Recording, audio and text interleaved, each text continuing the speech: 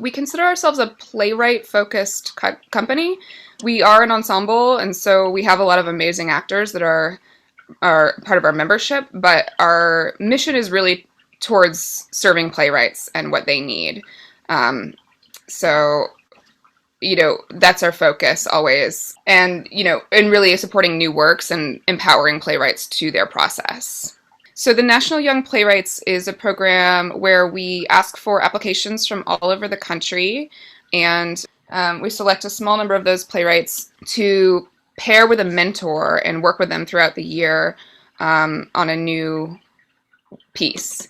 And our interest primarily is in playwrights who might not have the opportunity to go to grad school, say, that are, extremely talented, but they live in a rural area or whatever it is that's keeping them from, having access to some of the more traditional venues for development and growth as writers. So we pair them with professional playwrights, usually playwrights that we already have a relationship with in some way. So maybe we've produced their work, or they're just a friend of the company and we've known them for a long time. And they work together throughout the year, and then we present the result of that mentorship as a public reading usually to an audience, but this year it was all on Zoom, of course, still to an audience, but virtually. And then the Los Angeles Playwrights is similar, except that it's focused on playwrights that are living in Los Angeles. So also younger folks, and again, they're paired with a mentor, and then their work culminates in a public reading of some kind. Those happen throughout the year, as opposed to the National Young Playwrights, which are kind of centered on a festival that's just of their work.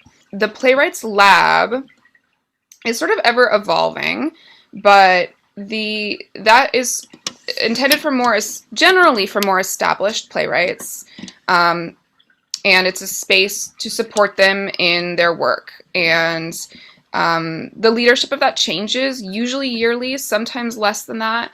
But so this year we have Hannah Wolf and Brian Otanya leading it. Hannah is a director and Brian's a playwright.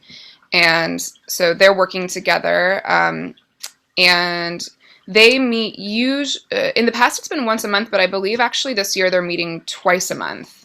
And they trade off who's sharing work at those different meetings. And they share, it depends, but usually about 10 pages at a time. The idea being that they accumulate, and that by the end of the process, they'll have a full play. And then they get feedback from each other, and also the artistic staff whenever we're able to be there. And that process also culminates in a festival in which we read a bunch of their plays at once. That's the program of those that you mentioned that I've been most active in and involved in. I've not been the director of that ever, but I try to be present for it as much as possible to give feedback, but also to see what's happening, because those are playwrights that we really love and are excited about and probably know already, and we have produced shows that came out of the lab multiple times. And then the Playwrights Studio classes, it's an offering that we do. Again, the teachers sometimes shift, but it's playwrights that we have relationships with that we love, and it's just a space that we provide that people can take classes, and they always change a little bit depending on who's teaching. But again, it's just another way that we try to offer a place for writers to expand and explore their work. The Truck, Mrs. Porter's, and the Designer Mentorship, those are all pretty new programs. Mrs. Porter's actually, I wouldn't classify as a program. It's something that we've done once. It was a one-night salon, and we do plan to continue it. And I didn't attend because to attend, you have to participate. So that is, you have to, the idea behind it is that every person who's in the room is sharing something.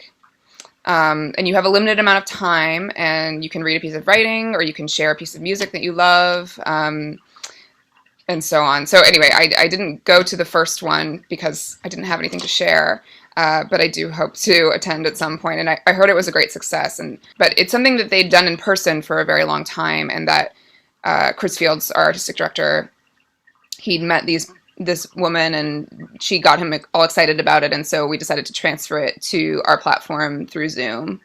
The theater truck is also something that's evolving, but the idea behind that is that we want to be able to bring theater to communities that maybe wouldn't see theater otherwise, wouldn't seek it out, or just don't have access.